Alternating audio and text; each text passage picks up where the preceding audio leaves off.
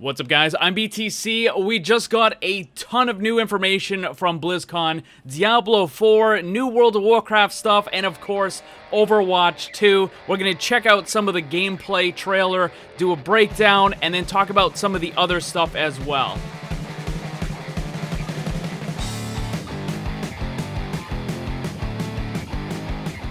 Alright, so first up, before we get into the trailer itself and do the breakdown, Jeff Kaplan did give us a bunch of other really good information that's super important about this, because a lot of people have been asking.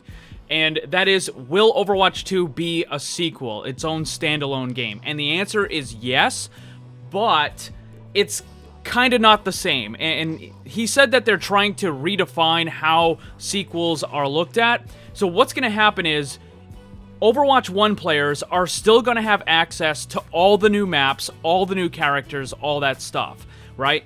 You're going to be able to play in matches that contain both Overwatch 1 and Overwatch 2 players. Now, obviously, the Overwatch 2 players get the much better, new character designs and all that sort of stuff, but all the abilities, all the attacks, everything will be the same. You get to play in the same games. So, very importantly, they are not splitting the player base, which is huge. Also, if you get Overwatch 2, all of the stuff that you got from Overwatch 1, the character skins, the emotes, the achievements, everything will carry over into your Overwatch 2 account. So you don't lose any of your progression at all. I think those things are really, really huge. So yes, it is its own standalone game, but it's kind of functioning more like an expansion than like a sequel, right? Alright, but there's some more cool stuff in the trailer. Let's go check it out. So we're going to start out, and you have this new map right here. This is Rio De Janeiro. This is the very first map that they're going to have from the storyline, and it's actually available to play at BlizzCon. You've got Lucio with his new hair. Apparently, that wasn't a graphics issue. That actually, his new hair is like super glowing green for whatever reason. Then you've got Ironclad Industry with Torbjorn and Brigade and stuff. Null Sector is making a return. It's kind of funny because when I created my hero concept for Ares, I basically said Null Sector was going to come back. I'm not saying that they're copying me or nothing like that. It's just, it seemed like the next kind of progression for the story, and that's what they're doing. So you've got some really cool looking Omnics right here. So obviously new design for them. They're not kind of like, the old Null Sector Omnics looked more like, what was that movie, WALL-E, right? Where you have the old robots, right? And then you have the super crisp and clean new robots. And that's what these new ones look like. They look super, super, like, high-tech. And then we have the new stuff for Lucio. You got a better look at his new character model for Tracer as well. Both of those look pretty awesome. And then, of course, the big thing is the story missions, right? These are the campaign mode, story mode for the game. And it's going to be just like archive missions, right? Where you have 4 people doing co-op. And you're going to be able to go through the story like that, kind of like Left 4 Dead, right? That sort of deal. Unfortunately, they didn't talk about anything about like a versus mode, right? Which would have been really cool. Maybe at some point in the future we can get that. But you can see this is Rio de Janeiro again, and just like the areas look really awesome here. Again, a much better look at Lucio. Better look at Reinhardt. You got May on the left there as well. Reinhardt's gotten a little bit older, so I don't know exactly how much further in time this is taking place, right? I think it's just a couple years. I don't think it's like a super long time or anything like that. But this is supposed to be like a couple years later. You got Tor Brig, I think that's Bastion. And, yeah, that's Bastion. And Reinhardt there. You've got Genji taking on some of the Talon members. He's got a pretty awesome new look there as well, you can see there. And Zenyatta's got his new look as well.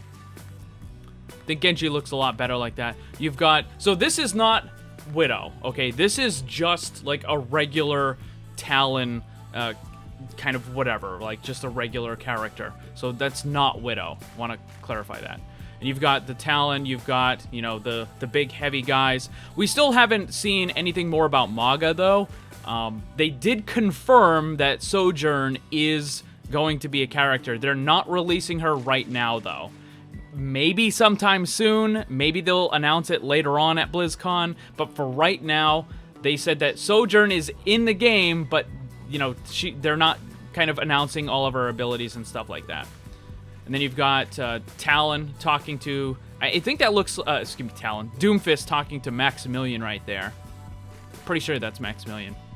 You got a better look at the new Watch Point Gibraltar. They moved some of the stuff around. Winston got his junk out of the way. You got the new screen right there for all the different missions and stuff that's going on right now. New look at Brigida as well. Better look at some of the other characters. That's Sojourn right there, up close on the camera. You've got Toronto, which is a brand new map.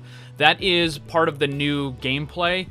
There's a new gameplay mode called Push, I believe it's called. And you also have Paris and Rio de Janeiro and Ilios in there as well. Busan and Route 66. These are the campaign story modes, like the hero missions, right? So these are supposed to be highly replayable. And this is where you can level up, they get stronger, you get new abilities, all that sort of stuff.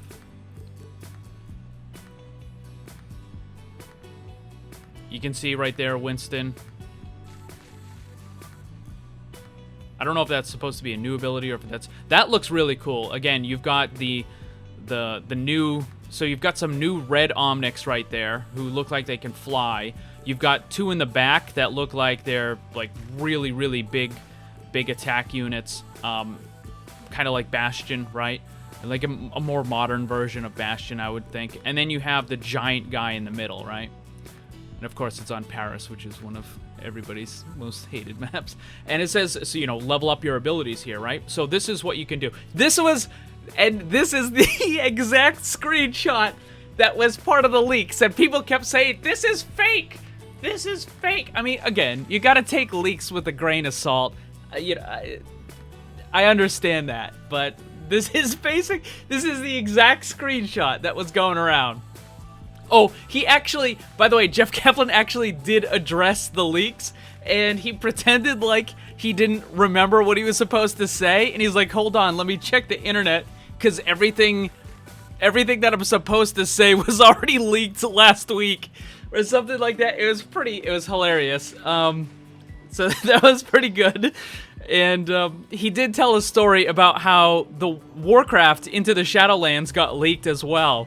And he basically said, imagine the devs ripping their phones in half. That's how we feel about these leaks. So it was pretty funny. The Warcraft guy also talked a little bit about the leaks as well, where he said... He's like, you know, we're going to go into the Shadowlands, blah, blah, blah. Don't worry, the data mine leaks already told me that it's going to end up good for us, or something like that. So it was just funny that they're addressing the leaks and stuff. So you've got all these different ones, right? And by the way, let's just go back a second here. I was right about something here. So I said that the image was taken at the exact moment that you were leveling up. And that does appear to actually be the case, because, hold on, right there, except it was orange instead of that. So this is the exact moment, and people are like, oh, it's fake because you're level 10 and you don't have the talents yet. And I said, no, that's not the case. If you look, it's actually the animation of leveling up, and then it's gonna unlock, and that's exactly what happens. So, I mean, I was kind of right on that one, so. Just saying. All right, anyways, so we did get that. We got the new stuff, right? Like that, it kind of spreads to all the other ones. Oh, this looks super cool. Look at this. This is Genji's new. Look at that. He like throws it. Oh, that's awesome. And Genji looks really cool too. Mei has a new one as well where she goes into the ice block. It freezes everything. And then this is his, you know, rather than stunning, he just, you know, destroys everything. So this is the new game mode. It's called Push. And this looks like basically tug of war escort. So you have one object and both teams need to keep moving it. And I think the more times, so they haven't fully explained how this game mode is going to work yet, but it looks like there are some capture points. So it looks like you're going to get a certain number of bonus points for getting it, captured or whatever. Maybe you get extra points for, distance traveled or something. So there's going to be this Omnic, this robot, that just pushes them. And then when the other team takes over it, he's like, okay, pushing the other direction, and then he goes to the other side and he starts pushing it the other way. And that's the robot right there. And then there's new PvP maps. This is supposed to be Toronto, I believe. And then I'm not sure exactly where this one is. I feel like I should know that. Same thing here. Is this another Paris map, perhaps? I mean, the building on the left kind of looks like what they have in Paris. I don't see any... I don't know. I don't see any, like, signs or anything that kind of indicate what it is. And then, of course, we have Thanos from Infinity War coming down with his giant ship. I mean, did they just take that? Like, I mean, that's what it is, right? That's basically what it is. It's one of those big donut ships. They just took it. And they're like, yeah, we'll use it. Nobody will notice. So here's some of the new character skins here. You can see much higher detail on these. And they also have new heroes. Okay, so this is Sojourn. And again, they haven't announced any of the abilities or anything for the character. They're basically just saying, look, she is going to be in the game. It's gonna happen soon, but we don't have anything for you right now. But it looks like... Oh, yeah, Echo right there, too. Let me go back a second here. Echo's also been shown in some of these cinematics and stuff. So you got Echo piloting the thing. She flies around. She does shoot out laser beams. Beep, beep, beep, beep, beep. But we don't know what the other stuff is. So this looks like... right here we've got... they have a packet... They have a connection issue thing on the screen on the top left there. Underneath the characters. I don't know if they should have that. It just seems like... I mean, you're testing it on the internal servers, right? Like... What's your connection issue? Anyways, so you can see objective, clear the club. You're fighting a bunch of null sector Omnics. You're on a team with Tracer, May, Reinhardt, and yeah, that's it. So then you have Widow in this map. This looks like it's just standard comp. I think this is another Paris map, or another France map at least. I feel like I should know. I recognize that statue, the guy on the horse. I don't know if... Genji's about to get booped. Yep. And then you've got Reaper. You can tell, by the way, that they have changed the way that the HUD looks just a little bit. And you can see that it's a little bit cleaner, right? Like on the bottom left and the bottom right, you can see that. And then we're back into the campaign mode, destroy the reactor core. He's got some new ability, some special ability that's on an 89-second cooldown. Wait, whoa. Reinhardt, only 400 health. What? Is that just for campaign, or did they nerf him? Are they gonna nerf him? Tracer still got 150. So there's that big guy again. There's Sojourn. So she's got some sort of very rapid-firing weapon there, and she also has like a gun arm, which is probably... I don't know if that's going to be her ultimate or maybe like some sort of special ability, just a regular ability. My guess is if it's going to transform like that, it probably is going to be an ultimate. You can see she's got the pack on, and it's like pumping some sort of fluid or something into it. And I mean, your guess is as good as mine what these abilities are actually going to do. But there's Sojourn, a little bit better look at her. So there you go. That's Overwatch 2. A lot of the leaks we got were kind of a mixed bag, right? There was some stuff that was obviously true, and there's other things that just kind of weren't. I mean, it is true that it's a standalone game, but it's definitely false that you're not going to have any of the stuff carry over. but I mean, yeah, a lot of that stuff ended up being accurate, so that's kind of impressive. And I'm sure the Overwatch devs, as I was mentioned before, probably weren't too happy that all that stuff got leaked. Same thing for Diablo and Warcraft as well. Like, all of that stuff, a big chunk of it turned out to be true. So there you go, guys. Overwatch 2, what do you think about it? Let me know down below. Thanks for watching, and if you'd like to see more, subscribe and hit that bell so you don't miss anything. Also, come hang out in my Discord server and my Twitch live stream. Special thanks to my Patreon supporters. If you'd like to see what kind of cool VIP rewards you can get, check the links down below. And remember, always blame the controller, because it's never your fault.